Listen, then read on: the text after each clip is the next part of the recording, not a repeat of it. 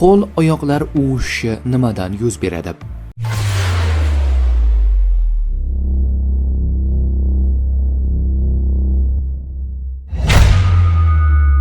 Qo'l oyoqlar uvishishi ko'pincha asab yoki qon aylanishi bilan bog'liq bo'ladi.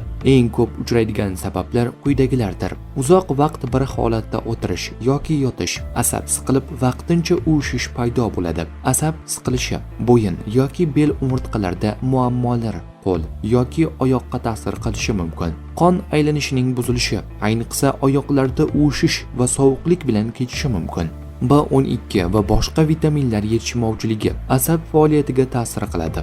Qandli diabet uzoq davom etsa, periferik nervlarni zararlab, qo'l oyoqlarda uvishish chaqirishi mumkin. Qalqonsimon bez faoliyatining buzilishi kabi ayrim kasalliklar, ba'zi dorilar, spirtli ichimliklarni ko'p iste'mol qilish va boshqa nerv zararlanishi ham sabab bo'lishi mumkin.